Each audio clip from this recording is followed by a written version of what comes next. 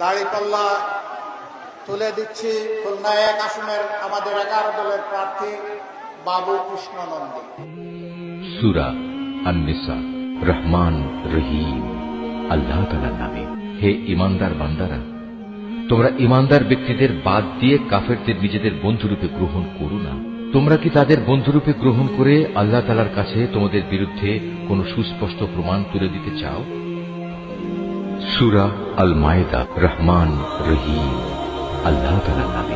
হে ঈমানদার লোকেরা, তোমরা কখনো ইহুদি খ্রিস্টানদের নিজেদের বন্ধু হিসেবে গ্রহণ করো না, কেননা এরা নিজেরা সব সময় একে অপরের বন্ধু।